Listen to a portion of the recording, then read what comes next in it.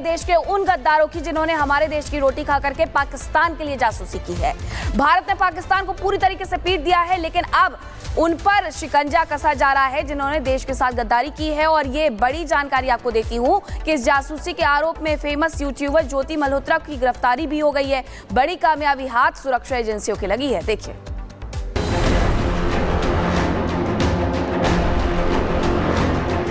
खातों में भी पैसे आते थे बाहर से, उनसे ऐसा कुछ भी ना, मेरे को नहीं पता ये बाहर से आते हैं नहीं। ऑपरेशन सिंदूर के बाद सेना, पुलिस और प्रशासन फुल एक्शन में है। उन लोगों पर खास नजर है जो रहते भारत की जमीन पर हैं, खाते भारत का खाना है, लेकिन काम देश के खिलाफ ही करते हैं। यानी सीधे तौर पर कहें तो अब देश में बैठे गद्दारों का भी चुन चुन कर हिसाब हो रहा है। पुलिस ने हरियाणा के हिसार से यूट्यूबर को अरेस्ट किया है। पुलिस के शिकंजे में आई ज्योति मल्होत्रा नाम की इस यूट्यूबर पर भारत की खुफिया जानकारी पाकिस्तान भेजने का आरोप है। आरोपी ज्योति 2023 में पाकिस्तान जा चुकी हैं और इसके बाद से वो लगातार भारत की खुफिया जानकारी पाकिस्तान को भेज रही थी। ज्योति मल्होत्रा को हिरासत में लेने के बाद पुलिस ने कोर्ट में पेश किया, जहां कोर्ट ने ज्योति को 5 दिन की पुलिस रिमांड में भेज दिया है। धारा 152 और 1923 की धारा 3, 4, 5 के तहत केस दर्ज किया गया है। इसका लिखित कबूलनामा भी दर्ज किया गया है। जांच अब आर्थिक क्राइम शाखा हिसार को सौंपा गया है।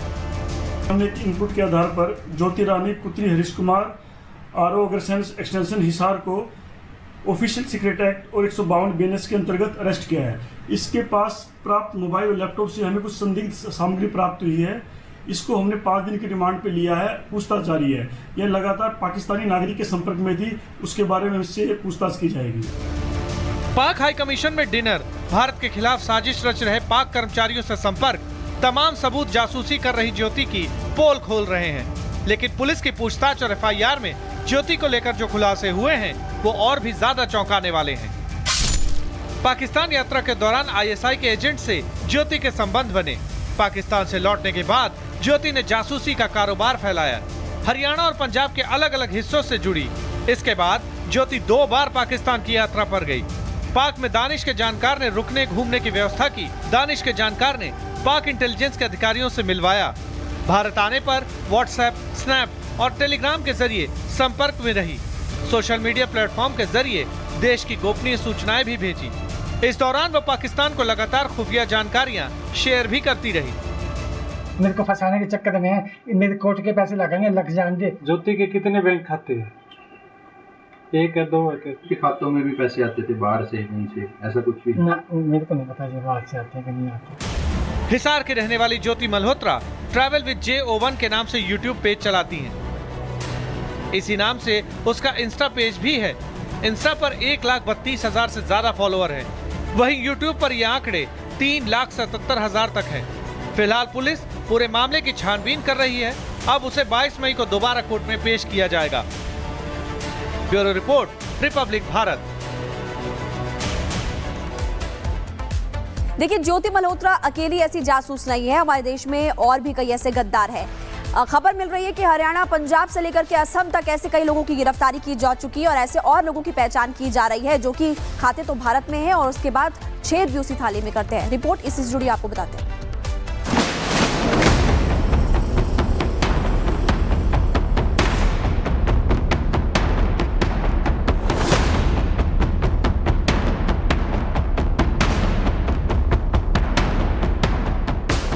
भारत में रहकर, देश का नमक खाकर, देश से गद्दारी करने वालों में सिर्फ एक नाम ज्योति का शामिल नहीं है। पंजाब से हरियाणा तक पाकिस्तानी जासूसों पर लगातार कार्रवाई हो रही है और इस कार्रवाई में अब तक ज्योति समेत कुल 6 पाकिस्तानी जासूस पुलिस शिकंजे में आ चुके हैं। पंजाब पुलिस ने मलेरकोटला से गजाला और उसके साथी यामीन मोहम्मद को गिरफ्तार किया। गजाला का दाम दानिश से पैसे लेकर जासूसों तक पहुंचाना था। वहीं यामीन भी जासूसी के इस धंधे में दानिश के संपर्क में था। हरियाणा के कैथल से देवेंद्र सिंह भी पुलिस गिरफ्त में आया है। देवेंद्र 2024 में सिख जत्थे के साथ पाकिस्तान गया था, जहां वो आईएसआई के संपर्क में आया। हरियाणा के नूंह से एक और पाकिस्तान प्रेमी को गिरफ्तार किया गया है। देश के इस गद्दार का नाम अरमान है, जो 6 महीने पहले दानिश के संपर्क में आया था। उसे पैसे और सिम कार्ड भी दिए गए थे। ऑपरेशन सिंदूर हुआ और जो पहलगाम का एक जो हमारा इतना बड़ा इंसिडेंट हुआ, उसके बाद जो स्थिति बनी उसमें इस तरीके के लोग एक्सपोज हुए हैं। ऐसा नहीं है कि पहले नहीं होंगे, ये तो काम कर ही रहे थे पहले से, पर अब ये लोग पकड़े गए हैं क्योंकि चारों तरफ चौकसी भी बढ़ी है और उस बढ़ी हुई चौकसी का ये नतीजा है। युद्ध का माहौल बना, इसमें इन लोगों की भी गतिविधियां कुछ बढ़ी तो उसमें ये पकड़े गए। तो इन सब पे भी सख्त से सख्त कार्रवाई की जाएगी। पंजाब हरियाणा के अलावा असम में भी एक्शन देखने को मिला है। असम पुलिस ने भी देशद्रोहियों पर शिकंजा कसा है और पाकिस्तान के लिए जासूसी करने वाले 7 लोगों को गिरफ्तार किया। गिरफ्त में आए देश के गद्दार पाकिस्तान में बैठे अपने अकाउंट को भारतीय नंबरों से OTP भेजकर उन्हें भारतीय नंबरों से व्हाट्सएप इस्तेमाल करने में मदद कर रहे थे। पुलिस इनसे पूछताछ कर रही है और ये पता लगाने की कोशिश कर रही है कि ये किस तरह की खुफिया जानकारी पाकिस्तान तक पहुंचा चुके हैं। इसके साथ ही सरकार और एजेंसियां अब सोशल मीडिया प्लेटफॉर्म पर सक्रिय संदिग्ध लोगों की निगरानी और तेज कर चुकी हैं। Bureau report, Republic Bharat. और चलिए अब आपको ग्राफिक्स के जरिए बताते हैं कि जासूसी पर सजा कितनी है। 1923 की धारा 3, 4, 5 में देखिए 3 साल से लेकर उम्र कैद तक की सजा हो सकती है। धारा 152 की अगर बात करें तो 7 साल तक की सजा है और कैद के साथ ही जुर्माने का भी प्रावधान इसमें है।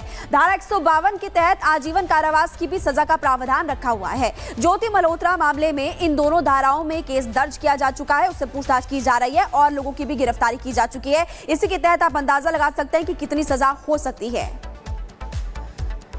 वहीं भारत ने पहले जंग में पाकिस्तान को धूल चटाई है और अब आतंक परस्त पाकिस्तान को बेनकाब करने की बारी है, जिसके लिए सरकार की स्पेशल 7 टीम बनकर के तैयार हो गई है, जो दुनिया के तमाम देशों में जाएगी, ऑपरेशन सिंदूर की शौर्य गाथा सुनाएगी और इसी के साथ आतंकवाद को लेकर पाकिस्तान के झूठ का पर्दाफाश भी करेगी।